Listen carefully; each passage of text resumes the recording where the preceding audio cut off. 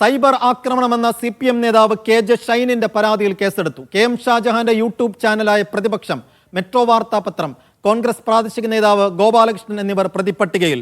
ജാമ്യമില്ലാ വകുപ്പ് പ്രകാരം എറണാകുളം റൂറൽ സൈബർ പോലീസാണ് കേസെടുത്തത്. ഷൈനിന്റെ വീട്ടിലെത്തി പോലീസ് മൊഴി രേഖപ്പെടുത്തിയിരുന്നു.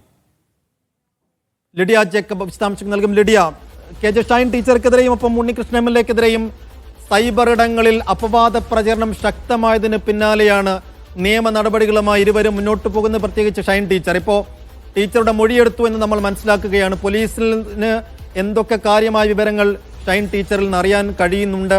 അതനുസരിച്ച് പോലീസിന്റെ തുടർ നീക്കങ്ങൾ എങ്ങനെയാണ്? ഈ ആരോപണം ഉന്നയിച്ച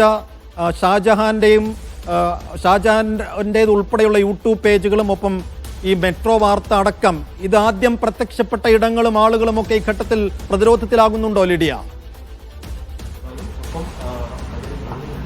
തീർച്ചയായും സൈഫുദ്ദീൻ സൂചിപ്പിച്ചതുപോലെ തന്നെയാണ് ഈ ആദ്യഘട്ടങ്ങളിൽ ഈ പോസ്റ്റ് അടക്കം വന്ന സൈബർ ഇടങ്ങൾ, അതായത് പ്രത്യേകിച്ച് പ്രൊഫൈലുകൾ, സോഷ്യൽ മീഡിയ ഹാൻഡിലുകളിലൊക്കെ പ്രതിക്കൂട്ടിലാകുന്ന ഒരു കാഴ്ചയിലേക്കാണ് നമ്മൾ പോകുന്നത്. ഇപ്പോൾ ഉച്ച കഴിഞ്ഞ് വന്ന വാർത്തകളിൽ നിന്ന് നമ്മൾ മനസ്സിലാക്കുന്നത് കേസ് രജിസ്റ്റർ ചെയ്തപ്പോൾ ഗോപാലകൃഷ്ണൻ, പ്രാദേശിക കോൺഗ്രസ് നേതാവ് ഗോപാലകൃഷ്ണൻ, ഒപ്പം ഈ പോസ്റ്റുകൾ ആദ്യം വന്ന വെബ് പോർട്ടലുകൾ, മാത്രമല്ല പ്രതിപക്ഷം KM ഷാജഹാന്റെ പ്രതിപക്ഷം യൂട്യൂബ് ചാനൽ, ഒപ്പം മെട്രോ വാർത്ത എന്ന ദിനപത്രം കൂടി കൂട്ടിലാകുന്ന കാഴ്ച തന്നെയാണ് നമ്മൾ കണ്ടുകൊണ്ടിരിക്കുന്നത്. ഇവർക്കെതിരെയാണ് നിലവിൽ കേസ് രജിസ്റ്റർ ചെയ്തിരിക്കുന്നത്. നിലവിൽ ഷൈൻ ടീച്ചറുടെ മൊഴി എടുത്തുകൊണ്ടിരിക്കുകയായിരുന്നു. അതിന്റെ ഏറ്റവും അവസാന നടപടിക്രമങ്ങൾ അല്പസമയം മുൻപാണ് പൂർത്തിയായത്. മൊഴി രേഖപ്പെടുത്തിയ ശേഷം അത് ഒപ്പിട്ടുവാകുന്ന കാര്യങ്ങളായിരുന്നു അല്പസമയം മുൻപ് നടന്നത്. അത് ഏകദേശം പൂർത്തിയായിട്ടുണ്ട്. മൊഴി ഏകദേശം പൂർത്തിയായിട്ടുണ്ട്.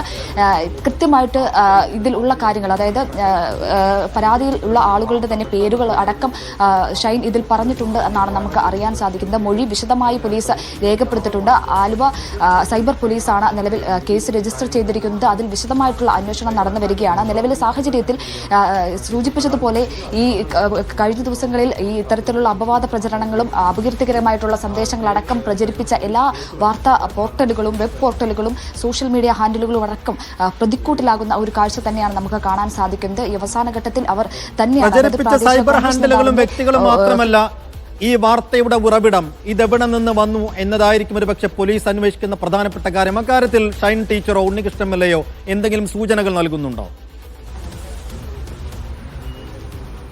ആദ്യഘട്ടത്തിൽ ഈ കോൺഗ്രസ് നേതാവിന്റെ, ഒരു പ്രാദേശിക കോൺഗ്രസ് നേതാവിന്റെ കാര്യം പറഞ്ഞിരുന്നു. അത്തരത്തിൽ, അതായത് ഒരു ബോംബ് വരുന്നു എന്നുള്ള തരത്തിൽ പ്രതികരണം ഉണ്ടായിരുന്നു. അതിനുശേഷമാണ് ഇത്തരത്തിലൊരു കാര്യം തനിക്കെതിരെ വന്നത് എന്നതടക്കമുള്ള കാര്യങ്ങളായിരുന്നു ആദ്യഘട്ടത്തിലുള്ള പ്രതികരണങ്ങളിൽ നിന്നും മനസ്സിലാക്കേണ്ടിയിരുന്നത്. ആ ഘട്ടത്തിൽ ആ ഒരു കാര്യത്തിൽ അത്തരത്തിലുള്ള പ്രതികരണം KN ഉണ്ണികൃഷ്ണൻ MLA-യുടെയും ഷൈൻ ടീച്ചറിന്റെയും ഒക്കെ ഭാഗത്ത് നിന്ന് അത്തരത്തിലുള്ള പ്രതികരണങ്ങളും കാര്യങ്ങളും ഒക്കെ വന്നിരുന്നു. ഈ പ്രൊഫൈലിൽ നിന്ന് തന്നെയാണ്, ഗോപാലകൃഷ്ണന്റെ പ്രൊഫൈലിൽ നിന്ന് തന്നെയാണ് ഇത്തരത്തിൽ ആദ്യം ഒരു മെസ്സേജ് അല്ലെങ്കിൽ ആദ്യം ഒരു പോസ്റ്റ് ഷെയർ ചെയ്യപ്പെട്ടത് എന്ന് തന്നെയാണ് പോലീസ് മനസ്സിലാക്കുന്നത്. അത് കേന്ദ്രീകരിച്ചാണ് നിലവിൽ അന്വേഷണം പുരോഗമിക്കുന്നത്. അത് കഴിഞ്ഞ ശേഷമാണ് പല ഹാൻഡിലുകളിലേക്കും ഇത് ഷെയർ ചെയ്യപ്പെടുന്നു, കമന്റുകൾ വരുന്നു, അപവാദ പ്രചരണങ്ങൾ ഇതിനെതിരെ വരുന്നു, യൂട്യൂബ് ചാനലുകളിൽ ഇത് വീഡിയോകൾ വരുന്നു. അതിനുശേഷം ഈ മെട്രോ വാർത്ത എന്ന പത്രത്തിൽ വരുന്നു, KM ഷാജഹാന്റെ പ്രതിപക്ഷം യൂട്യൂബ് ചാനലിൽ ഈ വാർത്ത വരുന്നു. അത്തരത്തിൽ അതിനുശേഷമാണ് വിവിധ സോഷ്യൽ മീഡിയ ഹാൻഡിലുകളിലേക്ക് ഇത് വ്യാപകമായി പ്രചരിക്കുന്ന ഒരു രീതി ഉണ്ടായത്. അത് ഇപ്പോഴും അത് തുടർന്നുകൊണ്ടിരിക്കുകയാണ് എന്നുള്ളത് തന്നെയാണ് നമ്മൾ മനസ്സിലാക്കുന്നത്. അതുകൊണ്ട് തന്നെയാണ് പ്രതിപട്ടികയിൽ ഗോപാലകൃഷ്ണന്റെയും ഒപ്പം മെട്രോ വാർത്ത, മാത്രമല്ല പ്രതിപക്ഷം മെട്രോ വാർത്ത ദിനപത്രത്തിന്റെ പ്രതിപക്ഷം യൂട്യൂബ് ചാനലിന്റെ അടക്കം പേരെടുത്ത് പരാമർശിച്ച തരത്തിൽ ഒരു പ്രതിക്കൂട്ടിൽ ഇവരെ നിർത്തുന്ന കാഴ്ച നമുക്ക് കാണാൻ സാധിച്ചത്. ഇത്തരത്തിൽ കേസിൽ പ്രതിയാക്കപ്പെട്ടത് ഇവർ തന്നെയാണ് എന്നാണ് നമുക്ക് അറിയാൻ സാധിക്കുന്നത്. സ്ത്രീത്വത്തെ അപമാനിക്കൽ, മാത്രമല്ല IT വകുപ്പുകൾ ചുമത്തിയാണ് നിലവിൽ കേസ് രജിസ്റ്റർ ചെയ്തിട്ടുള്ളത്. അതിൽ കൃത്യമായിട്ടുള്ള അന്വേഷണം പോലീസിന്റെ ഭാഗത്തു നിന്നും പുരോഗമിച്ചുകൊണ്ടിരിക്കുകയാണ്. ഇതിൽ പ്രധാനമായും ഡിജിറ്റൽ തെളിവുകൾ അടക്കം പരിശോധിച്ചു വേണം അന്വേഷണം പുരോഗമിക്കാൻ എന്നാണ് നമ്മൾ മനസ്സിലാക്കുന്നത്. ഏതൊക്കെ ഹാൻഡിലുകളിലേക്ക് ഇത് ഷെയർ ചെയ്യപ്പെട്ടിട്ടുണ്ട്, ഏതൊക്കെ വെബ് പോർട്ടലുകളിലേക്കാണ്, ആ വെബ് പോർട്ടലുകളുടെ ഉടമസ്ഥരാരാണ്, അത് ഏതൊക്കെ തരത്തിലാണ് അത് ഷെയർ ചെയ്യപ്പെട്ടിട്ടുള്ളത് എന്നടക്കമുള്ള കാര്യങ്ങളിലാണ് വ്യക്തത ഇനിയും വരാനുള്ളത്.